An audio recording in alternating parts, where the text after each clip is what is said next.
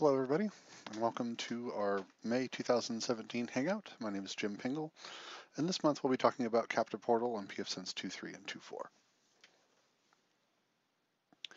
First up, talk about the Hangout. We're going to be doing the project news as usual. We'll talk about what Captive Portal is, how it works, what it can and can't do. Talk about Captive Portal zones, the different authentication methods you can use. Go over vouchers, all the portal settings for a zone, how you pass through hosts and devices that you don't want to authenticate, talk about what a walled garden is and why you might want to do that, setting up browser redirects, custom login pages. We'll go over how browsers and devices will detect portals these days, which has changed in the last couple of years. And Captive Portal status and graphs. Talk just very briefly about radius accounting and limits, and a little bit of troubleshooting at the end. All right, first up for project news. Our pfSense 2.3.4 release is out now. It's mostly security and errata fixes. There's a couple of new features. We also have a fix in there for Chrome 58 certificates. Chrome 58 is more strictly adhering to the RFC spec, and they aren't allowing certificates that have a common name but no subject alternative name. So if you're getting a browser error from Chrome with one of your certificates, you can regenerate a new certificate on 2.3.4 or a current 2.4 snapshot and get around that, or you can set up Let's Encrypt or something, get around it too. But it's pretty easy to work around, but check the release notes. There's links to what you might want to do there. We had a talk about 40 gigabit per second IPsec on commodity hardware at OSCon. There's a link there if you want to check out the details of the talk. We posted some more pictures of our upcoming R1 platform on the blog. You can check that out too.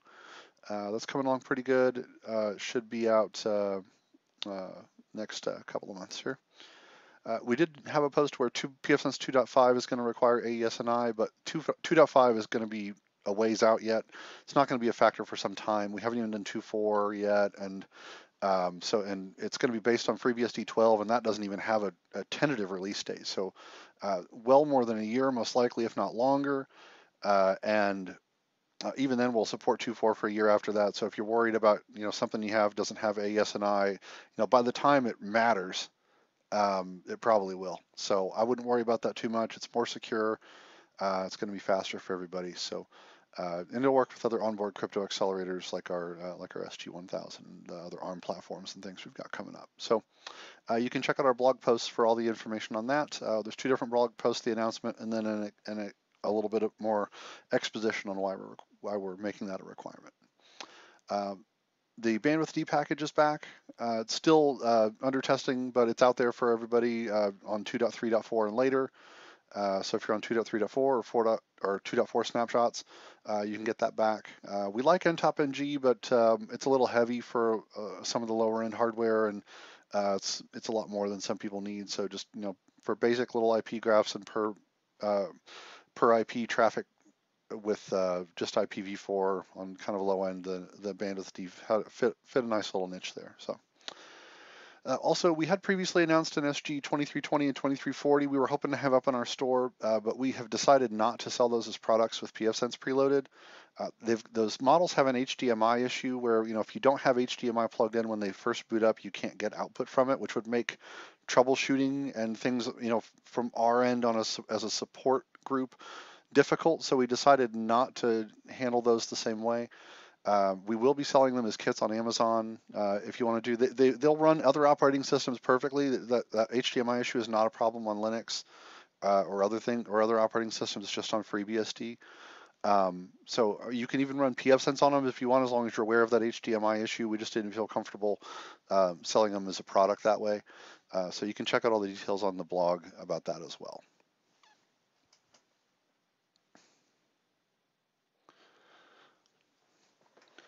Okay, so what is Captive Portal? Let me break this down here. Captive Portal prevents user traffic from exiting a local network. So basically it holds them captive until they authenticate through your portal page. So it lets you isolate users on a local LAN where they can't get out of that LAN until they prove who they are, or at least pass your little test to the portal side. So the portal will capture HTTP requests and redirect them to redirect unauthenticated users to the captive portal login page, and that's only for requests again that leave your network. So if somebody tries to load a web page, basically that's all outside of your network, it'll get redirected to the portal login. HTTPS redirects work in some cases, especially they'll work okay in like Chrome, and Firefox has been better about handling them. I'll talk more about that in a bit. Captive portals are often used to present users with the terms of service or user agreement, business information, or monetizing internet access in some way, preventing unauthorized internet usage, and anything along those lines. Basically, anytime you'd want to force users to take a step between getting on your network and actually getting internet access. You'll commonly find captive portals in businesses and like bring your own device networks or guest networks, especially in hospitality and travel industries, things like libraries, cafes, hotels, restaurants, airports, game stores, things like that. Any place you've got people that are going to want on open Wi-Fi, and you want to promote your business a little bit before you let them through. Sorry. So how does captive portal work? Well, it operates primarily at layer 2. Checks the user's MAC address and or IP address, depending on your settings, to see if they're authorized to get through. You can make allowances through bypass lists to allow certain sources or destinations based on MAC or IP address or even host name. So that you do something like that for always on devices like printers. You got local services, remote resources like servers out on the internet you want them to get to, which is a walled garden style we'll talk about in a bit. So if the user isn't on a pass-through list and they're not logged in, they'll get sent over to the portal. And once they're authenticated, it works just like as if the portal's not there at all. They'll just flow right through based on your regular firewall rules. So a couple things it can and can't do, some common misconceptions or common things that people ask if it can do and it can't. So obviously it can keep users penned inside the LAN until they authenticate. You can enact per user bandwidth limits similar to limiters. That actually does set up limiters dynamically for you. So if you don't want to go through setting up limiters for the network as a whole, you can do it on a per user basis. And that can even be overridden with values from radius as well. Won't be getting into that particular part of it, but it's capable of it. It will work with a bridge of multiple LAN ports together, but you'd have to have the bridge assigned, like a bridge O as an opt interface, and you'd have to have that configured with IP addresses and everything on the bridge. So it's a little tricky to get that going in a LAN bridge, but it can work. It wouldn't work with a WAN to LAN bridge, because the traffic wouldn't be stopping at the portal there. What it can't do, though, it cannot provide encryption for user traffic. It's authentication only. So if you've got an open Wi-Fi network with just no encryption on the Wi-Fi, the portal's not going to help that. So something like WPA2 is still important if you care about the encrypting user traffic at a physical level or a wireless level. So you may have to account for that, or as long as your users are fine with that, it doesn't really matter a lot. Or you could have, the Wi-Fi password be public knowledge, and then, or just post it somewhere for everyone to get, and then after that they can get on. So prevent users from reaching other devices in the same network. It can't do that because that's at your switch or access point. Access points have client isolation switches. Some of the medium high-end switches may have private VLANs or something like that. But isolating devices inside your network is not a task the firewall can do, because that traffic doesn't even hit the firewall. So if you need that level of isolation, you need to investigate layer 1 and 2 solutions there. It cannot act as a reverse portal, so you can't have clients on the WAN trying to authenticate before they reach servers on the LAN. That doesn't work. It doesn't work with IPv6 currently, so if you intend to use the portal, you have to make sure that IPv6 is shut down on the local interface or not configured. It does not work if users are behind a NAT router. So if you've got like your LAN and then you've got a wireless device on your LAN somewhere with the users behind that, it needs to be an access point or configured to act like an access point, because if you do NAT on that device, everybody behind it appears to just be one box. So one person would sign in, and everybody else behind it would be able to get access, which might be great for the users behind it, but it's not what you want on your network. It does not set up firewall rules based on the username. So you may be able to sign in and everything, but it's not going to associate that to any particular per user rules or anything like that. If you need to do something like that, you would still have to set up, like a static IP address and go by IP address, but different users could use the same address. So it's not that's not something the portal can help you with. At the moment, it can't authenticate against LDAP. I think there's a pull request on 2.4 that is still pending review that might fix that, but I'm not sure if that's going to make 2.4 or not. And it also cannot work seamlessly with a proxy, especially in non-transparent mode. So if your users are set up to use a proxy, their web requests are going to go through the proxy. They wouldn't be able to get to the portal. So unless you've got some fancy setup with WPAD where the users know that some portion of some request isn't going to be able to go through. I don't know. There are kind of some ways you can kind of sort of work around that, but it doesn't work very well. So that's something to watch out for. It's not gonna coexist with a proxy very nicely. Okay, so before you actually get into configuring a captive portal, there's a few other things you'll need to configure on your firewall to make sure that this interface is right. Well, obviously, I didn't list it here, but obviously you have to have the interface configured and working for the user. Now, that usually means it's enabled, configured with the subnet, you've got DHCP going, and then some basic firewall rules. But I'll talk about the rules you need here in a moment. But first and foremost, the users have to have functional DNS. If they use the pfSense firewall for your DNS, that's great. That's automatically allowed through the portal. You don't have to do anything special for that. If you want to push DNS servers like 8888, 8844 out to your clients, then you will have to set those as an IP bypass so that they can still get out to hit your DNS servers. So that's up to you and what you want to allow. Your firewall rules obviously have to allow that DNS traffic, so TCP, UDP, port 53, you've got to pass that through. You could also set up, and I'll mention it again later, a NAT redirect rule where users on that interface, if they request DNS from anything that isn't the firewall, then it will redirect that request to the firewall, so you can handle DNS no matter what their DNS is set for.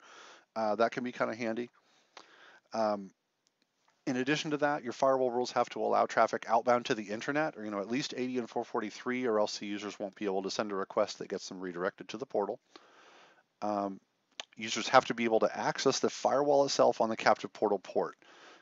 You're looking at your first zone. You're going to be looking at port 8002 for an HTTP redirect and 8003 for HTTPS if it's listening on that. For a second zone, it would be 8004, 8005, and then so on and so forth. And you can check diagnostics and sockets and look for any process that Nginx is listening, or any port that Nginx is listening on. If you're just doing HTTP redirects only, then port 8002 is sufficient to allow that. If you're doing HTTPS, you want to open up both 8002 and 8003. What I've done over here on the rules I'll show you in a second is 8002 to 8003. If you don't want the users to hit anything else on your firewall, you can block them from doing that. They don't have to get anywhere else. And again, another step beyond rules, if you plan to use HTTPS portal logins, you have to have your server GUI, your server certificate set up and imported into the certificate manager. Or if you've got something like, if you followed along with last month's Hangout and you've got Let's Encrypt or the Acme package on there, and you have a valid certificate for your firewall, you can use that. Or if you have a trusted certificate from another issuer, you can use that. But if you're looking at something self-signed, you're better off not even doing that. You need to have something valid, publicly trusted by a user's browser, like Let's Encrypt or Acme or something from another public issuer that's trusted by browsers. Again, as a part of doing the HTTPS portal logins, if you have you'll want to do a DNS host override so the portal clients resolve the firewall host name to the IP address on their local network. And a little trick you can do with that, if you have multiple local networks and that you want them each to get a different response, you can use the DNS forwarder instead of the resolver. And there's you set up multiple entries each with the same host name and IP and a different IP address. May have to do that in the advanced options. And the localized queries in the advanced options will send the response back to them that matches their network. So if you've got, like, say, 10.1.0 for your LAN and 10.1.1 for your DMs for your guest network, if you have two entries, one that says like 10.1.01 and the next one says 10.1.1.1, then localized queries would say, if your query comes from 10.1.0, it'll get the 10.1.0 response. If it comes from 10.1.1, it'll get the 10.1.1 response. So it's a pretty handy way to work around that with DNS. And I'll show you here in my firewall rules what I've got set up on here on my guest network. First off, I allow ping just so you can ping the firewall for diagnostics. Underneath there, I've got a couple of rules that allow for DNS where my guests can hit the firewall for port 53 for DNS. And then I've got a rule just under that for my NAT redirect that I have set up where they'll be able to contact localhost on port 53. And that's just a rule that was made automatically by the port forward, and I just left it there. Underneath there, I've got the rule that passes them to this firewall on port 8002, 8003 for the captive portal redirect. And then I also have it blocking anything else on this firewall, and also anything else going to private networks so they can't get to any of my other local interfaces or VPNs or anything like that. And then at the very bottom is the rule that allows them to reach the internet in general, where they can get out. So again, pass DNS, pass to the portal, block anything you don't want them to hit, and then pass to the internet. Just a quick look at the port forward I had set up. It just on my guest interface, if there's a TCP UDP request from any source, it could be the guest network source, going anywhere that's not the firewall for a destination port of 53, it goes to localhost 53. So pretty simple, straightforward redirect that basically says no matter what their DNS settings are, they're going to be getting DNS responses from the firewall no matter what they want. Quick look at my host override. For my firewall host, Rose Lab Jim.pw is going to come back to 10.3.1.1 when you resolve it locally here. And as I showed last month on my cert manager, you've got my Let's Encrypt certificate here is already there, and it's trusted by the Let's Encrypt certificate authority, and I'm using it here. You can see it's secure and trusted, so that's all just fine. All right, so moving along. We'll talk about what zones are. Captive portal zones, they define separate independent captive portal instances. So every zone is isolated from each other. They don't interfere with each other. Every zone can have a different configuration. So you could have two different zones with two different portal pages, two different login behaviors, everything. You have to have at least one zone, so you can't have a captive portal without it being in a zone. And a zone can be used by one or more interfaces. So you could have the same zone on like LAN and guest and wireless and 3 or 4 different interfaces. That's just fine. But you can't have multiple zones in a single interface. So you have one interface, it can only be in one zone. After the zone and description name cannot be changed once they're created. So when you first come over here to services captive portal, if you don't have captive portal configured, you'll just have to make your first zone. And there you can see you've got your zone name. It can only be letters, digits, and underscore. You can't start it with a digit, so you can't do anything like spaces, anything crazy in there. So very simple name. In your zone description, you can put in there. Now, once you save these, you can't go back and edit them right now, but in the future, we might be able to make it where you can at least edit that description, but for the moment, you don't have to worry about that too much. All right. Now, once you make your zone, when you come back to the list, it'll show up here in the list. Shows how many users you've got online. You can just hit edit to get to the settings for the zone, or you can delete the zone if you don't need it anymore. So let's see what's up next. Talk a little bit about your authentication methods, because you'll have to decide this before you start, because which methods you pick will change, which settings you use. So, all right, just a moment.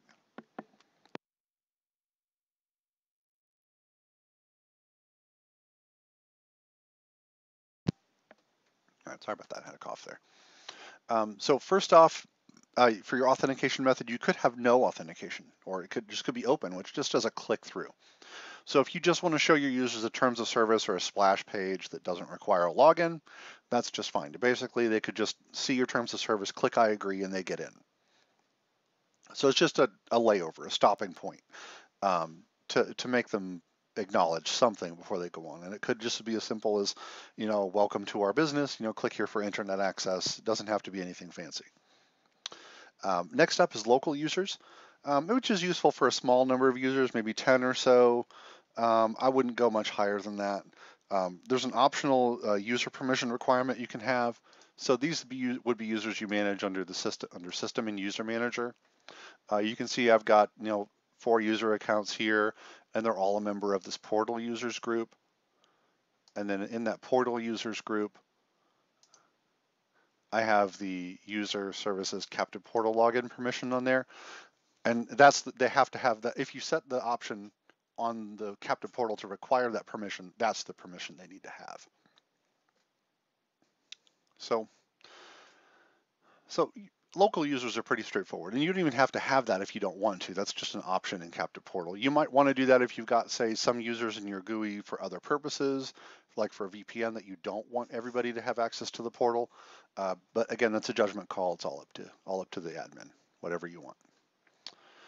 We also have vouchers, and vouchers are great for time-limited, anonymous, but secure access. So they're ideal for locations that you don't know what user it's going to be. It's just the public, open to the public, or random unknown users coming and going. They may be there every day. They may never come back again. That kind of a thing is popular with hotels and restaurants, where it's not practical to make an account for everybody because they're going to be coming in off the street. You don't know who they are. They may never come back. So you just hand them voucher codes that are limited, one-time use codes, and then they can log in and get access for a short period of time with that. Another option is Radius, which is useful for a large number of users. You could also tie into an existing authentication structure like Active Directory or an external Radius server. You can also get Radius servers that authenticate things like gift card type things. We've had users set up a Radius server that did that, where it would go off and they'd hand users a special card that they'd buy, and it would have a code on it, and they'd type in the code, and it would authenticate through a special Radius server by the people that ran the card company, and then it would get kickback, if it was good or not, and then they had, they would either get access from that, or they might have a local name or password or something in another Radius server. Radius can also do extended attributes such as per user bandwidth or time limits. I'll talk about that a little bit later. At least some of the features. There's a lot more things you can do with Radius than I'll be able to get in today. I'm thinking next month I might do an advanced captive portal where I get into some of the fancier stuff, but we'll see what happens. Radius is also good if you want to work with two-factor auth. If the Radius server supports two-factor auth like MOTP or Google Authenticator, maybe something like Duo or YubiKey, it's all up to your Radius structure. But if you really want to get super secure with captive portal, you could do that. Okay, so I mentioned vouchers just a moment ago. I'll talk a little bit more about what vouchers are. They are secure access codes. They're generated based on cryptographic keys, and the keys are unique to every installation. They're generated randomly on each box. All vouchers have set time limits. They're specified in minutes. So you could have, a 30-minute vouchers, 60-minute vouchers, 1-day vouchers, 1-week vouchers, whatever you want to do there, as long as you calculate out how many minutes it takes. Your voucher timers, they start counting the moment of the first login with a voucher, and they do not stop. So you can't at the moment have any kind of pausable voucher. There's no way to log them out where they will stop counting. So, if you have a 2-hour voucher, from the moment you log in, it'll count 2 hours, and then after that voucher can never get access again. So vouchers are created in batches called rolls, and all vouchers on the same roll have the same time limit. And you can't reuse used or expired vouchers. So once they're used, they're gone forever. Voucher rolls, you can export them in CSV format, so you can import those into another system like a point of sale system, or you could import them into a mail merge type thing where you print out labels. I've seen people just print out the voucher codes and stick them in a bowl and hand them to people, or they put stickers on things, or like in a hotel, you might take a sticker and put it on the key card little envelope thing you hand out to users, or to guests as they check in, and that kind of stuff. So there's a number of different ways you can work with that data. So for vouchers, those are set up just under Captive Portal here inside your zone, and they're over here on the Vouchers tab. If you want to use vouchers, you just check enable vouchers here, and then you'd set your authentication to allow vouchers as well. The public key and private key here are generated randomly. Now, before you set up vouchers, every time you refresh this page, those settings are going to change. If you have some old settings in here and you're coming back and you want to activate Captive Portal again, you probably want to generate a new set of keys. You would not want to generate a new set of keys with this button over here if you're actively using vouchers already. Otherwise, it will invalidate all of your your existing roles, and it won't let people in. You'll have to generate all new roles and give out new codes. Once these are set, those are, they'll be set automatically, or you can generate new ones. Your character set is the number, or is the letters that are allowed through. The default set leaves out a lot of ambiguous letters and numbers that are hard to distinguish. So, for example, it leaves out a 0 and capital O, and it leaves out 1 and a lowercase l, because reading them on a paper, depending on the font, could be very confusing. And you can always reduce the number of characters you allow in here if you want. However, that will make a longer voucher code because it has to be able to convey the same number of bits of information. And if you give it a smaller character set to work with, it has to use more characters to express that number. You also have the number of roll bits and ticket bits and checksum bits, and most of the time, 99.999% of the time, just leave that all at the default. There are ways you can massage those numbers to change the length of the voucher code, but it can also make it less secure if you're trying for a shorter code. So really, it's not in your best interest to change those if you want to. So please don't mess around with those too much. There are some legitimate ways you might want to mess with those, and maybe I can go over those in Advanced Captive Portal Hangout. But for most people, you just use the defaults. If you need more vouchers, just make more roles. You can also do voucher database synchronization with HA if you have a high availability setup with CARP and whatnot, so the two systems can sync their vouchers to each other. And up here you have you see a roll of vouchers, and I'm going to make another one real quick here. I'll make roll number 2. Your roll numbers, you don't want to reuse those roll numbers. I mean, you could delete a roll and make another roll with the same number, but when you delete a roll, it will invalidate all those rolls anyway. So let's see, minutes per ticket. I'll make this one. Let's see, these are in minutes, so we'll make a full day voucher.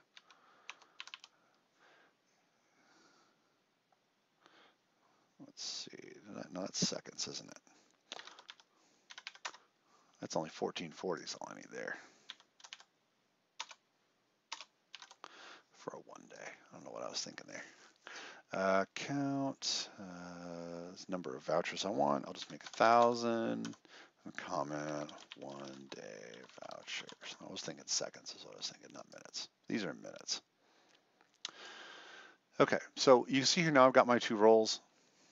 And if I click edit, that'll take me back to the edit screen for the voucher. But if you change the properties like the count or the roll number, it's going to change the vouchers themselves, and you don't want to do that. So if you're going to edit, you really only want to change the comment. If you click the X here, it's going to offer to download a CSV file, and you can open that in anything that can read CSV or even plain text. I've got it open here in a text file for my first roll. As you can see, it's got some header information. That's just all the vouchers in quotes. So pretty straightforward.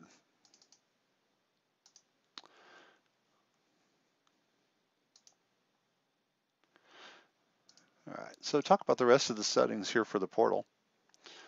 First up, obviously, you have to create your zone, edit, and then edit the zone. Then that'll take you to this screen here. And you have to enable the portal and pick an interface, which in my case is just guest. But if you wanted to put on LAN and guest, you could select them both. That's entirely up to you. Maximum concurrent connections, that is the number of people who can hit the portal login page at a time, not the number of users that can sign in total. So that just controls how many processes are launched to handle requests from users if they're going to be on there. So if you've got hundreds of people on the network and they all tend to sign in at once, then you might need to set up more processes for the portal logins. Otherwise, there may be a backlog of people trying to log in because the web server can't keep up. Idle timeout is just the number of minutes where if there's no traffic at all from the user within that amount of time, they will be disconnected. So they can log back in immediately, but if you set an idle timeout, it'll boot them off if they're completely stagnant. Now, if they have some sort of periodic thing like on their computer that's going to send out traffic, they'd never trip that. You have a hard timeout underneath there, and the hard timeout is, unilaterally will just disconnect them completely when it hits that time, no matter what they're doing. So, like I've got here is at a hard timeout of 60 minutes. If if somebody logs in at 3 o'clock, come 4 o'clock, they're going to get booted, and they can log back in after that. That's a pretty good thing to set up, especially if you're in a cafe type scenario or a hotel, something you may want to force them to log in after a certain amount of time, like in a cafe or something. You may want to set it pretty low, 30 minutes, 45 minutes, whatever. In a hotel, you may want to force them to log back in once a day. So that's entirely up to you there. I'm not going to get through the pass-through credit stuff here. I'll leave that for an advanced one. It's a little bit fairly complicated to explain. Logout pop-up window, that is something that it's useful if it works, but so many browsers have built-in pop-up blockers now, it's not really practical. So you don't really get a whole lot of use out of that. So you can enable that if you want, but there's also another way to log people out that I'll talk to when I get to talking about custom pages. So next up, we have the redirects, the pre-auth redirect, the after authentication redirect, and the blocked MAC redirect. Now, in these boxes, if you fill in any of them, you have to enter a complete URL, including the protocol prefix. So you have to put in http:// or https:// and then the full URL. Sorry. The pre-authentication redirect, that requires some special code in your portal login page and on the landing page, because what that does is when the user opens up, instead of going straight to the login page, it will send them to this page first. And then that page has to have a link back to the portal page. So usually this kind of thing, you would have like a property page for a hotel maybe that you're going to. Would open up, you get redirected to a page telling you about the specific hotel location you're staying at with a link to log into the internet, which would send you back to the portal login. So that's the exact scenario where this came from, is a customer required it for that case, and then so we coded that up like that. And the sample code for that, for your portal pages in the book, I'll talk a little. I'm not going to do that one this month, but it's kind of tricky to get going. Any of the external content you need to pass through, including the server itself where the pre-auth redirect page is hosted, has to be allowed in your bypass lists. So I mean, it can be kind of tricky to get going. If you just most people are just going to leave that blank, and if you leave that blank, then they'll just get sent. The users will get sent straight to the portal login page, which is what most people want. Next up is the post authentication redirect, which is good for forcing users to go to a landing page or a welcome page or a business page after login. So like you have them sign into the internet, you hit that, and then they go to they are forced to this other page. If you leave that blank, they'll go to whatever they originally requested. So if the user typed in Google, they tried to load a Google page, then it's going to take them to Google after they log in if you leave this blank. So again, entirely up to you, your preferences, whether or not you want that. I will say, though, that only works with HTTP redirects. It doesn't work with HTTPS redirects. The last one there is a blocked MAC address redirect. So you can, and I'll talk about this in a minute, where you can set up a MAC address entry set to block. And it could be because it's an abusive user. It could be somebody has a virus, or somebody who's constantly doing peer-to-peer traffic. You don't want to do that. This redirect here is a page that those users get sent to.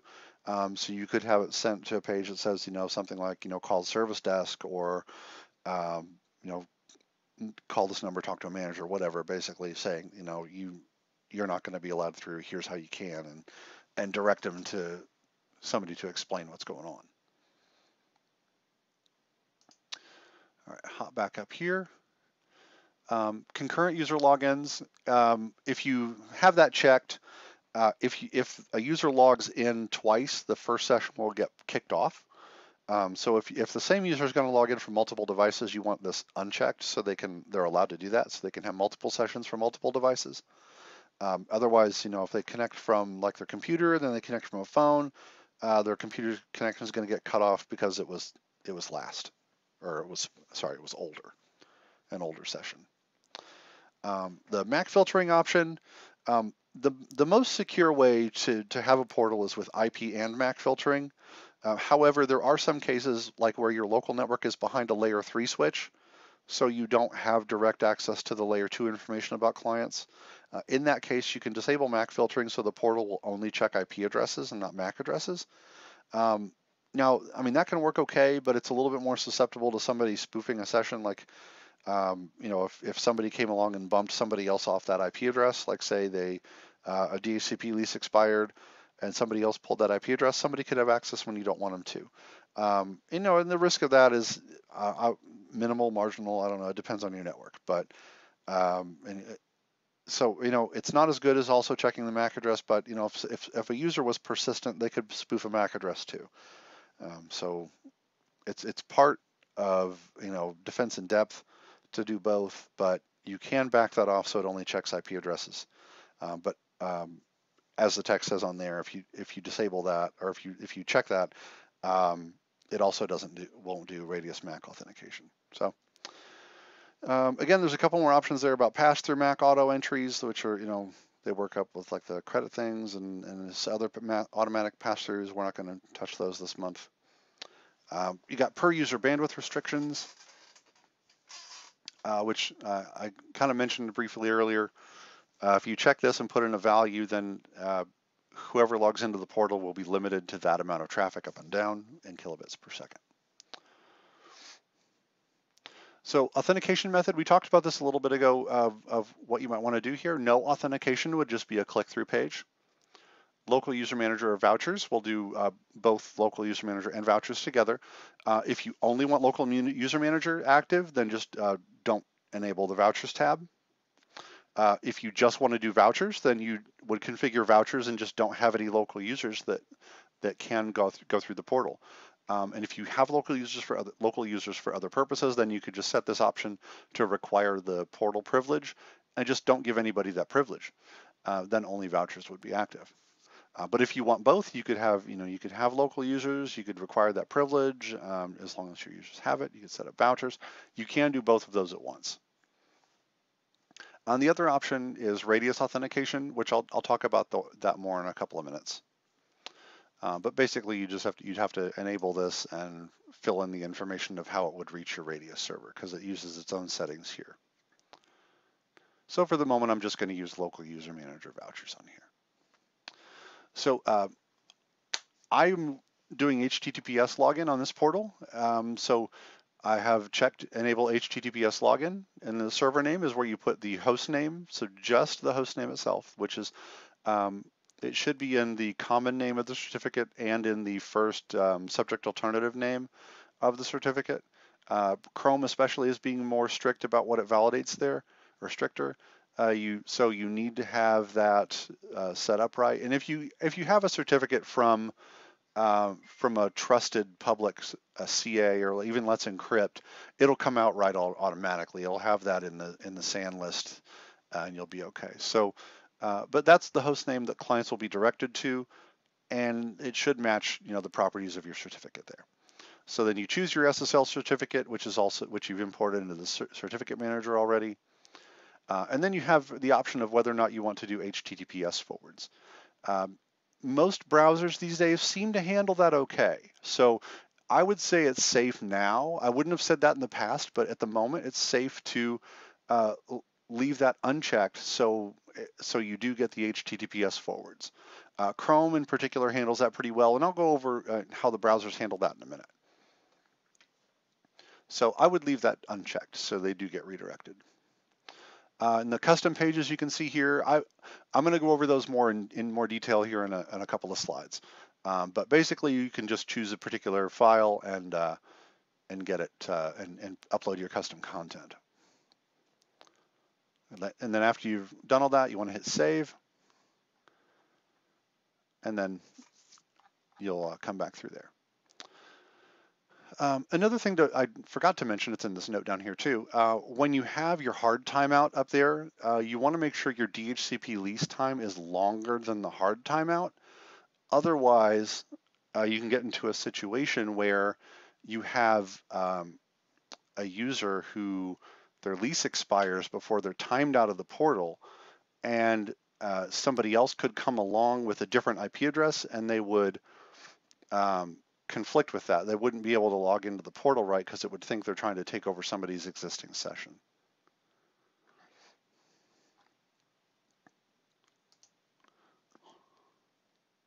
There's somebody asking, will per user bandwidth restriction rules use the same base system as limiters on firewall rules, so it will interfere with state sync and an HA setup? Yes, it's all limiters. It's all dummy net limiters, and right now it's still not working with pfSense. So, yeah, if you're in an HA setup, you don't want to activate the per user limits if you've got pfSense active.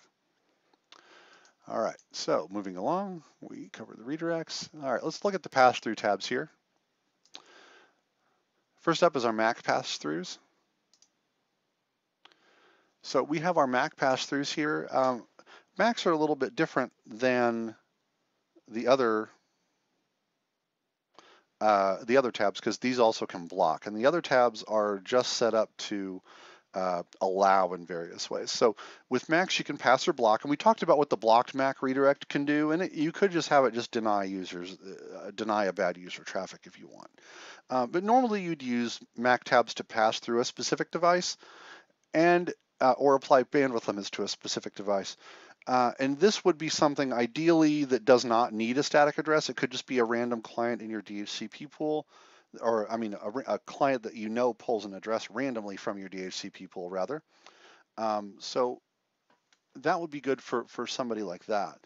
And you can set up bandwidth limit for them. You can put in a custom description, whatever. It's usually helpful to put a description in to identify the person or the purpose for the entry. So next up is an allowed IP address tab.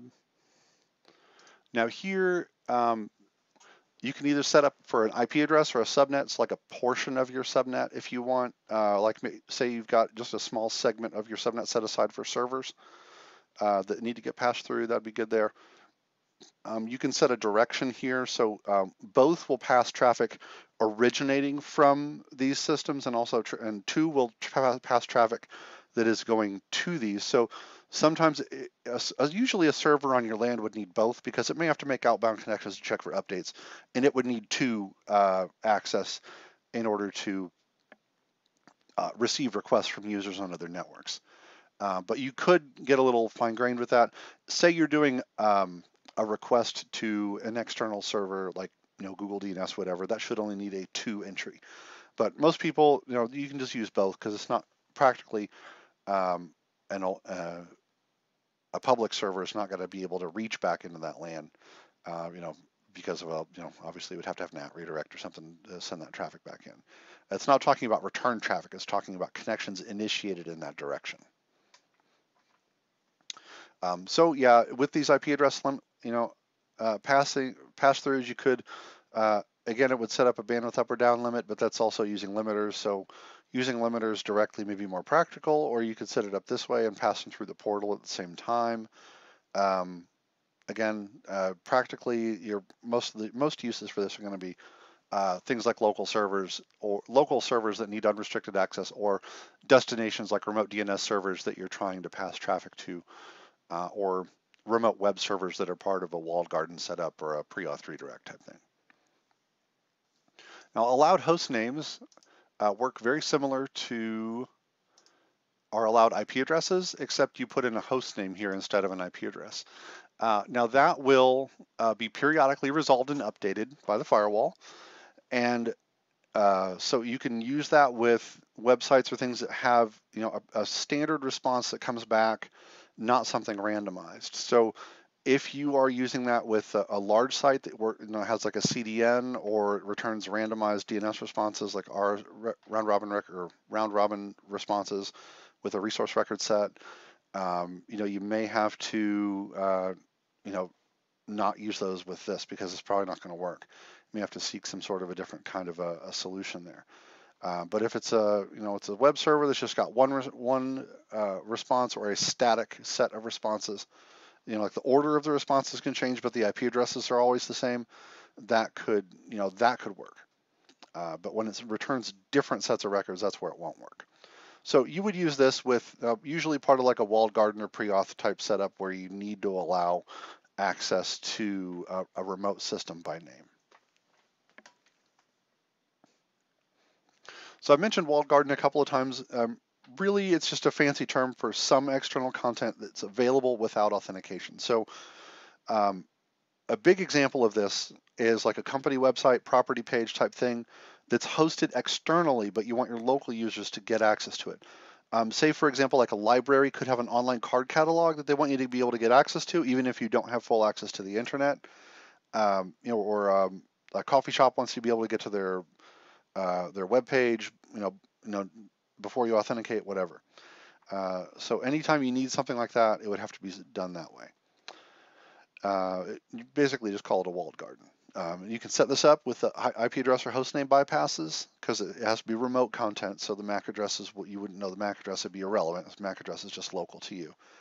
So it kind of takes some effort to dial in a proper bypass settings because if you allow to a hostname of a website, that website may in turn load other content.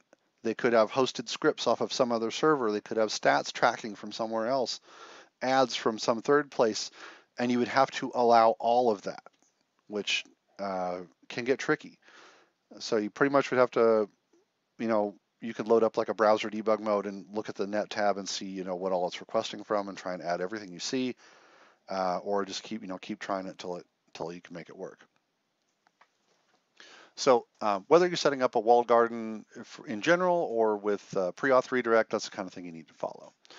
As a convenience for users, like if there is a site you want them to be able to get to, usually you might want to, if you don't do a pre-auth redirect, you might want to put that like links to those sorts of things on the portal login page where they can find them and get to them.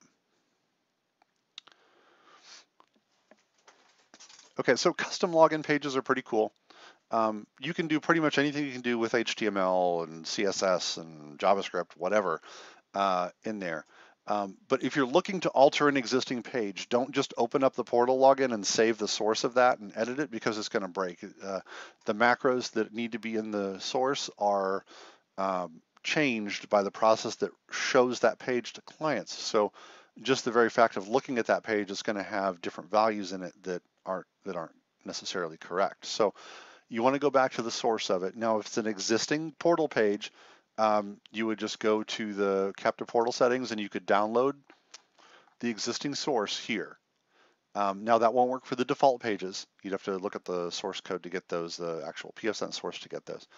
Or I'm going to be putting up a copy of my sample page here that I'll show you as well. Or at the very basic bare bones, you can just copy and paste this little form here for your portal login page and your error page, and that would be enough to show users a login page, and you can build up whatever HTML you need around that.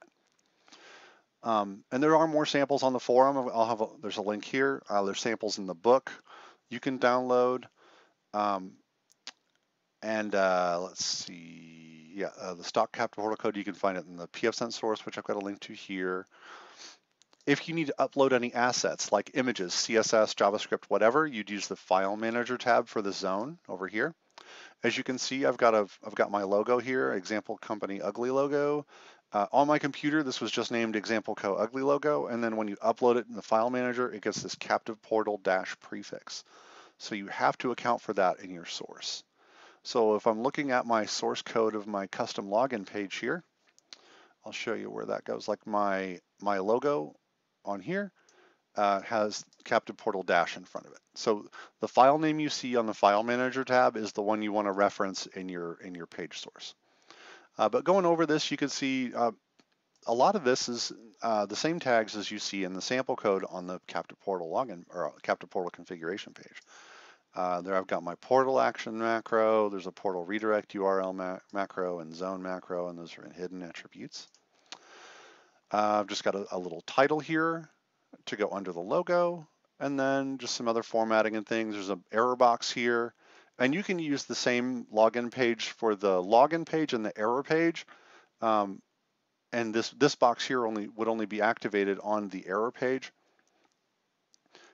displaying the error message back to the user, basically like login failed, whatever, and then it would offer them another login page so they can log in again. And then here's the login box. It's just got username and password authentication, and then it also has a separate block down here for voucher codes.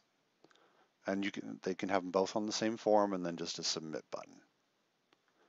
So I'll show you what that looks like here in a second when we talk about the browser redirects. So another thing you can do in the configuration here, when you have a custom portal page and auth error page are the same, a custom logout page, if you set up just a very basic custom logout page, and I'll have the source for that here too, all it does is it has a little button. This just makes a little button that will log you out of your current session. And there's some error checking there on the server side of things. So it will just post back to the login URL and in there. So how you would load that, you would just have a link somewhere where the user can click back and go to the portal login page again. The exact same portal login page they get to initially, just without the redirect URL on it. So just the portal URL with index.php, blah blah blah, and the zone ID, which I can show you that here in a minute too. And then you just upload this as your logout page. So the default logout page actually has the a little pop-up window in it, and that would only work again if you have your pop-up blocker active or deactivated, which isn't necessarily practical. Okay, so how are browsers detecting portals these days? Each company does something slightly different. Most of them, they try in the background to access a URL that is HTTP, and they expect a certain response from it. Most of these, they just have a little word that just passes back the word success. And if it sees the word success, it thinks, hey, there's no portal here, and I'm okay. If it gets back a different response, it will show a message to the user in some way or take some other action that indicates to the user they need to log into this network. So like Firefox has a URL it tries, Apple has a couple different ones it tries depending on your version and what you're using. Chrome uses a specific URL, and then Android and Chromium OS use different URLs yet. So very similar styles, they all do about the same thing. But to get to that point, clients have to be able to resolve those through DNS, and they have to return content that they don't expect. So if you set up some kind of a bypass for this where those URLs can get through, then that device is not going to see a portal there, and it won't try to offer the user the ability to log in. So other things may fail because of that. So you really don't want to set up any kind of bypass or any kind of special rules for these because you want them to fail. So as long as your DNS is working, they can get out with HTTP. Everything should be okay on pretty much any current browser or current operating system that has that detection should work okay. But if everything else fails, you can manually have the user load an HTTP site. So I'll show you what this looks like on a client. And I like to test these things in either incognito mode with Chrome or private mode in Firefox, just because I don't have to worry about redirects and things being cached.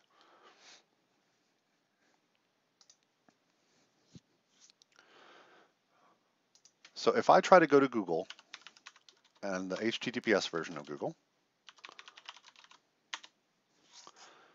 as you can see, it automatically popped up the login page for the portal. And you can see my logo there and my title and my username and password box and then my voucher box. Now, if I look back over here at this first tab where I actually made the request, you can see, it saw that there was a problem. It tried to load Google, it got back a certificate it didn't expect. It says, so the network you are using may require you to visit this site. And then it opened the site in this other tab. So if it times out or it gets back an unexpected certificate response, and by that I mean if Chrome does, it will try to do the portal login, which it did here.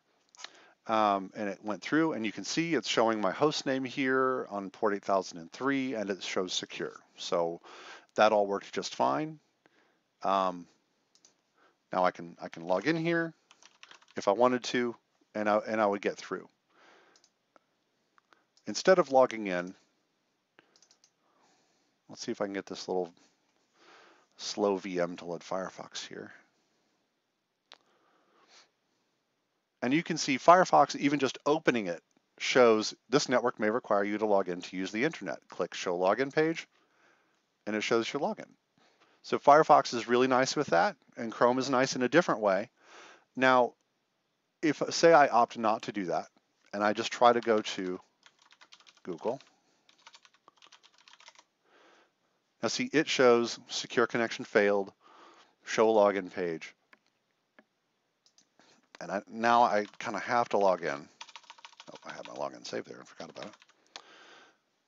So if I hit continue, I'm logged in, shows the portal detected, and it just closed the tab and took me back here. Now I have to manually hit try again, and it will come up.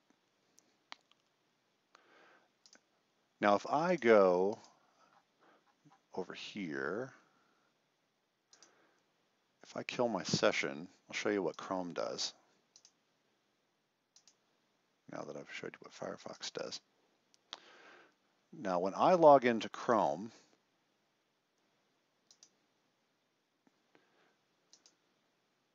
it leaves that open, but it automatically reloaded my original tab for Google instead of keeping that error up, and it's fine. And you can see over here this went to the logout page. I think it did that because I hit the login button again. But so your URL for that, you can see that there. And if I click logout, it would actually terminate my session if I wanted it to. So browsers are handling that a lot better than they used to. It used to be that they would not only see that redirect and see the certificate error, they would cache that.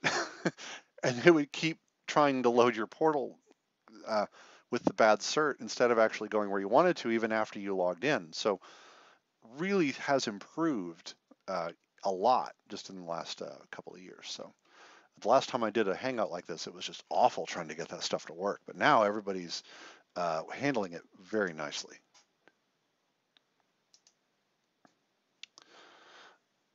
So look a little bit at our status and graphs. If you go to status and system logs on captive portal auth, and I don't, some other logs are bleeding into this tab, and I've got a note. I'm going to check on that after. I didn't notice that until I was doing it today. It wasn't happening. But you'll see down here from log portal auth, you'll get your error messages here for the guest network zone. And it's got your login event with the MAC address and IP address. It's got a disconnect event because I manually disconnected it. And you would also have a logout event if they logged themselves out, or it could have timeout, things like that come from timeouts. So it's also you'll also see some voucher events come through here, and so overall pretty straightforward stuff there. If you can get the logs you need from there, because actually it should be showing me. If I filter for just portal, nope, actually there should be portal in the process. That's what it should look like.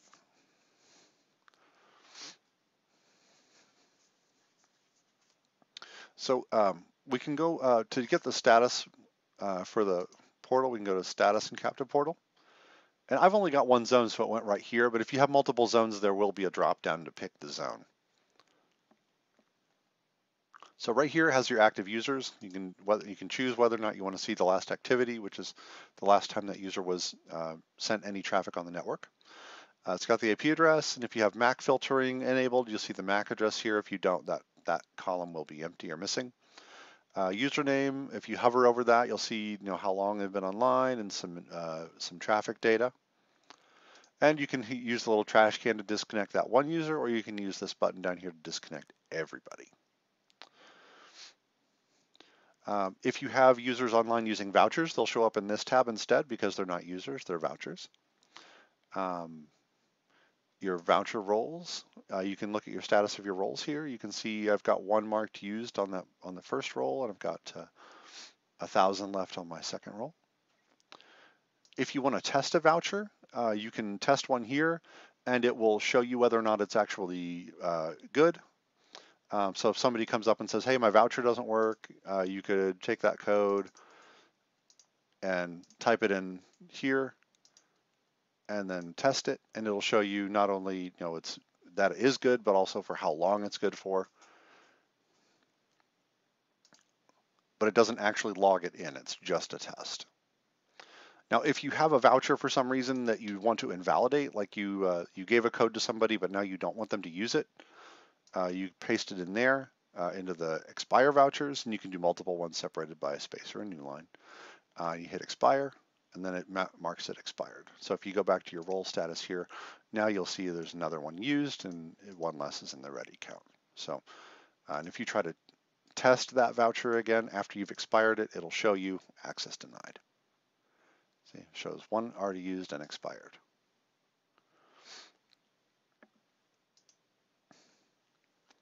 Another thing you can do is your graphs. So you go status and monitoring. Now I've got this settings panel expanded by default on this firewall, but if you don't have that, you'll have a little wrench up here you can click to expand it. You set one of your axes to captive portal, and then you'll have 2 graphs for every zone, concurrent and logged in. Concurrent is the most useful. It's the actual number of users logged in at a time. So if you've got 5 users on at the same time, you'll see 5 at that particular moment on the concurrent graph. The logged in graph is a little different. It's the number of login events as they happen. So that is good to see like spikes in login activity. So you may see in the concurrent graph, you might see it go up and up and up, but that doesn't necessarily always tell you when changes happen. So concurrent is good to see your total load.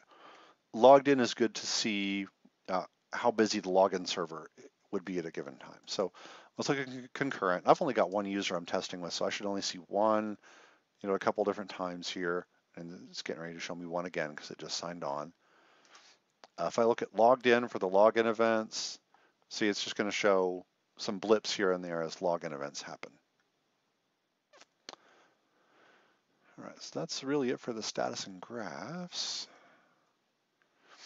Talk for a minute about radius and how you'd use radius.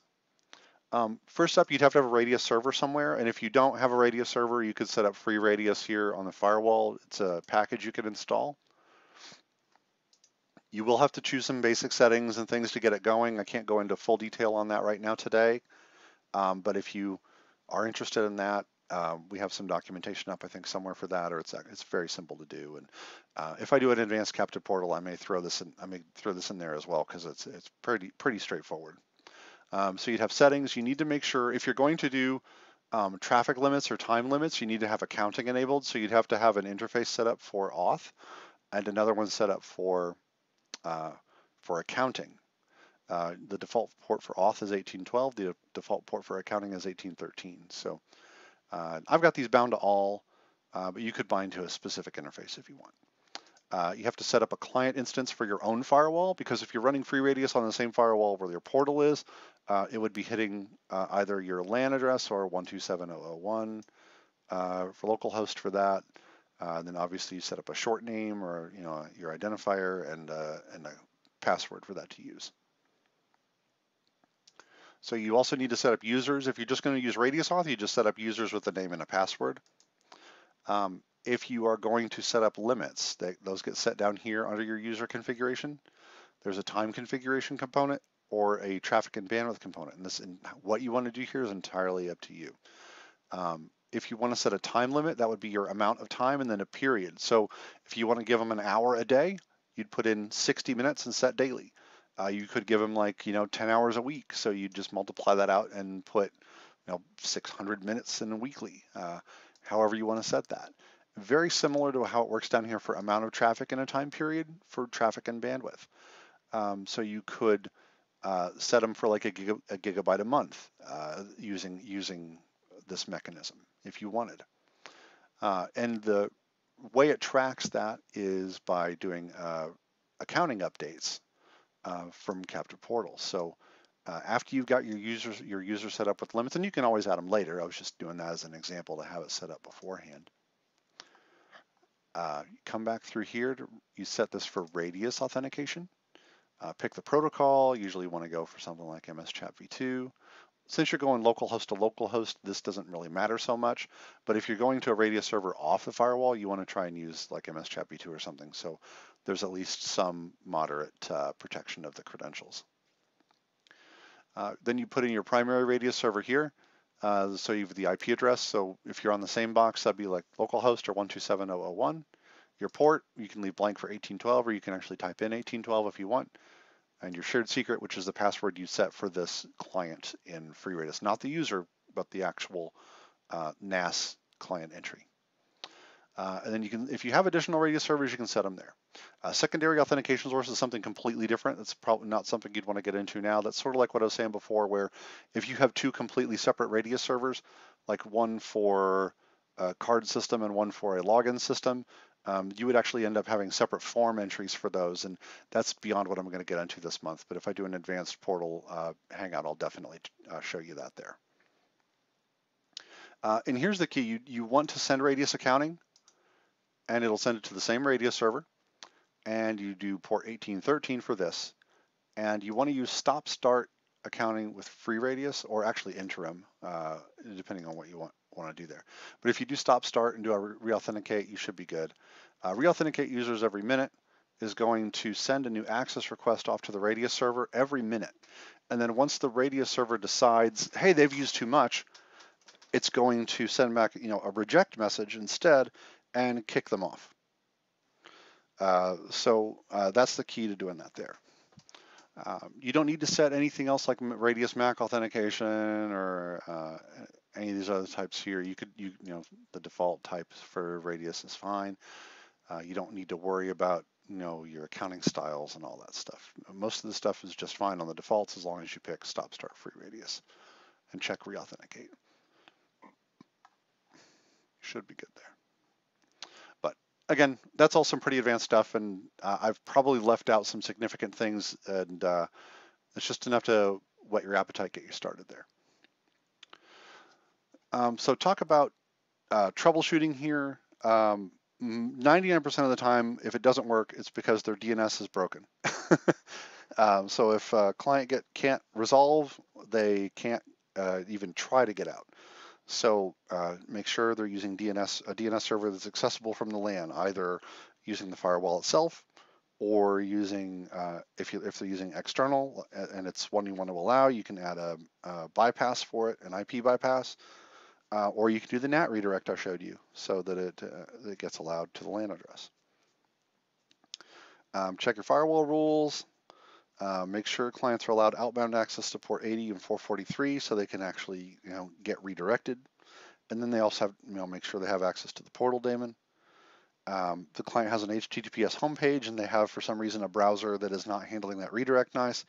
You just have them load an HTTP page instead. Or if you disabled HTTPS redirects, then they'll have to manually try an HTTP page, either a bookmark or manually. If all else fails, try hitting the portal IP import directly to see if you can load the portal page. And hopefully that would work for you there. If it doesn't, then it must be something in your firewall rules not working right. Maybe something a little bit deeper that would be unexpected. There's a little bit more advanced troubleshooting up on the wiki if you need it. But there's really not much to go wrong there. It's almost, like I said, it's almost always DNS. Anytime you hear somebody not working, it's almost always DNS. A little bit, less often, but still frequent is that the redirect style they've set up is not going to work with HTTPS, and they need to load an HTTP page. All right, so that's about all I had planned to cover this month. So I've got time for just a few questions here. Let's see, someone says, is the test and expire vouchers function available in an API or remote call from like a point of sale? No, not currently. Maybe in the future, but at the moment there's no API for that. Somebody asking about an HA proxy hangout. I did a load balancing hangout a while back, and I thought I did some HA proxy in that. But I didn't go into a ton of detail because I think I focused on the relay D more than I did HA proxy. But yeah, it's something I'm certainly open to revisiting. But I don't know when I might be able to get to that particular topic. But it's definitely something we see a lot of requests for, and it's worth coming back to because a lot of things have changed there too, and especially integrating it with something like Let's Encrypt. So yeah, there's a lot of stuff there that could do for a revisit, even if we have covered similar ground already. See, how about a failover WAN interface? If primary WAN drops, pfSense would route to the second. In terms of captive portal, that operates identically to doing just multi-WAN. However, you would still just set up your gateway groups and reference your gateway groups in your firewall rules. The portal doesn't have any effect on that. They still have to get to DNS. They still have to get to the firewall itself. But no, it's not going to have any conflict with multi-WAN. So you don't have to worry about that with captive portal. Just set it up as usual. All right. Any other questions?